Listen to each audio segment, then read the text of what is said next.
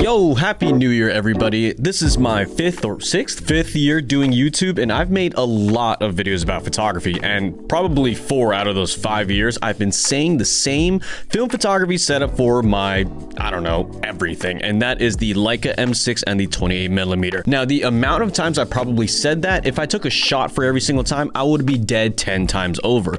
But in today's video, I have an exciting change from that. In today's video, we're talking about a Leica lens that is very underrated and lesser known for now, and that is the Leica 75mm Summarit. So this is a f2.4 aperture lens, which totally makes sense for its name because it's smack dab in the center of the f2.0 Summicron and the f2.8 Elmarit, hence the name Summarit. But if I'm completely wrong about that, please flame me in the comment section because you guys are definitely not shy to do that. 75mm is quite an interesting focal length to talk about, and I don't really know anybody personally that uses this lens, and the only famous photographer that I know of that uses a 75mm Summarit is Ralph Gibson. This focal length starts to creep into the telephoto range-ish, so the look is definitely apparent when it comes to, say, a 50mm look, which is another popular street focal length. And I'm sure all of you street photographers out there know about this concept called zone focusing, and the 28mm is a very practical focal length for that type of shooting. But when it comes to the 75mm, a zone focusing technique is quite difficult to use. And you could probably imagine how hard it is to manually focus from such a long range, and it kind of just feels like it would probably be impractical for street photography, but that is actually where this lens surprises and shines. The greatest thing about this 75mm Summarit is how easy it is to use from the jump.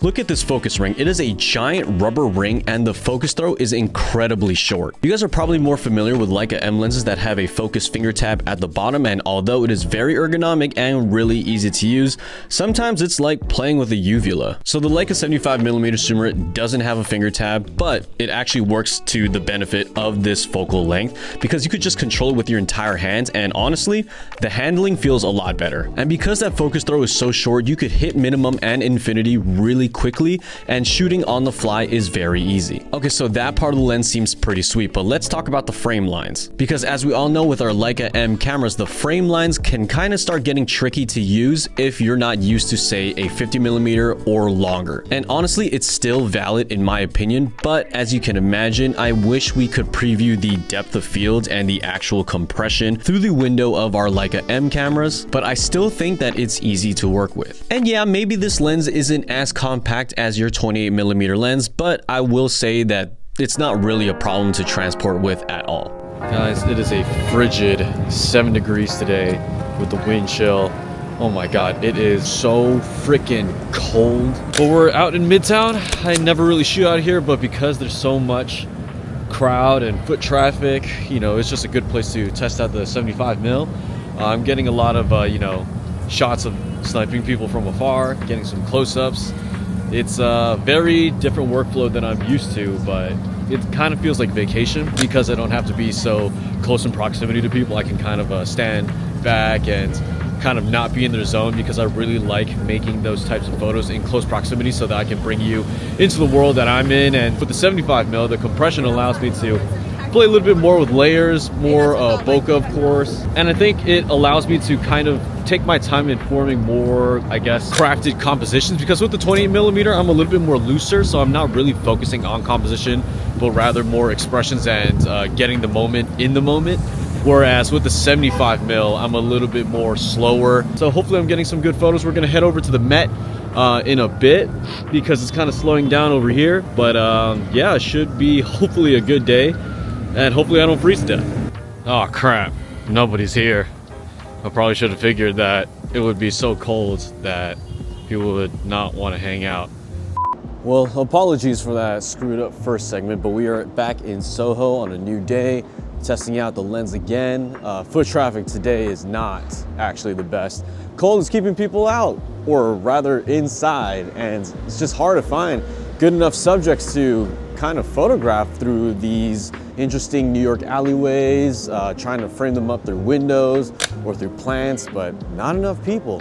Soho, I would expect to be a little bit more like lively, hustling and bustling, but winter's just not it right now, especially January when the city just feels like it's hungover. So as I'm slowly getting used to this focal length, I think my mind is starting to gravitate towards like smaller details of handheld objects or things that people are wearing. For example, I don't know why, but with this frame line, I think I'm more fixated on cigarette shots for some reason. Like, I don't smoke, but there's something that is super cool about getting a nice tight shot of like how people smoke and whether they hold a cigarette like interesting or like a little bit different from others. And being here, like a lot of people just do that. Oh, the Met is looking really nice today. We got some beautiful light pockets over on the steps. So with the 75mm, I could get some nice tight shots of these light pockets right here.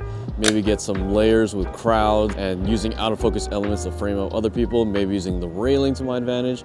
But there's a lot of creativity that you could use here with such a tight focal length. All right, so it's like not nearly as cold as the other day when it was, what, 7? When my hands are freezing like this, I can't be focusing as fast as I can, so I'm kind of missing shots here and there. It's a little bit annoying, but I think I got some good layers and good frames where I take advantage of that telephoto focal length. I do have to admit, it's still kind of hard to see the world in this way, so that's why I think that the 75mm is not really a primary lens for me and my workflow. It's a really good complementary if I were to use the 28 mainly, which I do. So yeah, I can't necessarily recommend this lens as your first and only go-to, but if you are the type of shooter to kind of see the world in that way, then by all means, go for it. So when it comes to such an uncommon focal length like a 75mm, it's pretty natural to question how would one even go about thinking of reasons or types of shots that you would make with this type of lens. In a previous video that I just made about a Leica setup that is very, very cheap, I used a 90mm in that lens, and my mind doesn't think in that 90mm frame. So it was really hard for me to create images that make sense, that fill up the frame. Composition would be different from, I guess, like the way that I would typically use with a 28mm. But here are 3 use cases that have worked for me personally with this lens. So the first use case that I figured out that works for me is to still get close to my subjects. And I know that this is kind of a semi-telephoto lens, like I said in the beginning of this video. And of course, the obvious application of a semi-telephoto lens is that I could shoot farther back, photograph things that I can't get close enough to with my typical 28mm focal length. But there are so many opportunities where I can get tight close-up shots of just very specific details. Say, for example, a hand holding a cigarette or someone drinking a beer in public. And the 75mm lens allows me to get that nice focused frame where any lens that is, I guess, wider than that might add too much context that is just frivolous and unnecessary in the frame. The second use case is to start implementing stacking, subframing, or even just out of focus elements. The lovely thing about longer focal lengths is the ability to frame uniquely with out of focus subjects or using environment to your advantage. We can imagine some images that we can make with the telephoto lens where we could create some kind of out of focus element in the foreground to kind of subframe the subject in the midground. Or you could utilize this new depth of field to kind of create a buffet of layers to kind of draw your audience into your photo. Because with a 28mm, that depth of field effect is seldom used. And if you're on film, you see a lot of deep depth of field work out there, which is fine and great and all. But with the 75mm, even if you shoot at, say, f5.6 because of film limitations, you still see a little bit of bokeh. And the third use case is my favorite, and that is specifically using this lens for motion blur shots. Because we all know that the longer the focal length is, the more exaggerated motion blur is. Have you ever tried to, I guess, shoot handheld at a 200mm lens, but your hand is a little bit shaky and everything is just kind of blurry? But when you use a 35mm lens, it's like completely fine. It's the same thing for a 75mm as well. When I'm taking motion blur shots of, say, basketball or tennis, I like to whip the lens left and right or in many different directions so that I can either have my subject be still with the motion, or I can just start painting strokes of light with this longer focal length we're at. So sometimes to do this, I would lower my shutter speed down to, say, 1/30th, and then I would stop my aperture down to 1/16th to kind of cut that light. But if that's not enough, I would use this little ND filter right here, just screw it on to the front of the lens, and that will cut even more light so that I can use a more applicable, I guess, aperture for the lighting situation. So those are just 3 examples of at least how I can see the world in 75mm, but please comment down below if you have any more, I guess, semi-telephoto or telephoto ideas that you use in your photography, because I'm still pretty pretty unfamiliar with anything above 35 millimeter in terms of street photography, and I would love some inspirations out there. And before we close out this video, I would love to thank the sponsor of this video, Squarespace. Squarespace provides some of the industry leading tools for making a portfolio for photographers like us who want to be taken seriously. I recently renovated my website to be more focused on my documentary work. Squarespace allows a lot of customizability from their award-winning templates to something as simple as changing the background to black. I love how my website feels more mature, and if I have any questions or problems, I know I can contact the 24/7 customer service to get myself squared away. You can start a free trial today at squarespace.com/ChrisChew. Use my code ChrisChew at checkout for 10% off your first purchase. Thank you to Squarespace for sponsoring this video. So funny enough, I've owned this lens for over a year now, and I just finally got around to making a review about it after a lot of use from it, and I think that this is a better complementary lens to a 28mm compared to a 50. Okay, now we're definitely stepping into my own personal opinion, but the 28 is such a used focal length for me that it's starting to just feel like normal 35mm vision. So 35 and a 50 pair would kind of feel weird and not different enough.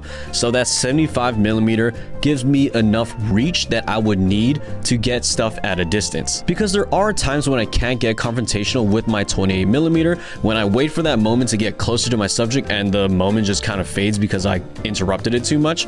The 75mm allows me more range and sometimes even a better compressed look for the type of images that I want to make with it. I love pairing up my 28 and 75 together on my two M bodies, and with the 75mm Summarit being relatively cheaper compared to the other Leica lenses out there, it's kind of a no-brainer. And that's all I have for you guys in today's quick lens review. Happy New Year, everybody. Keep on shooting, make some great images this year, and make sure you like this video, subscribe, and I will see you in that next video.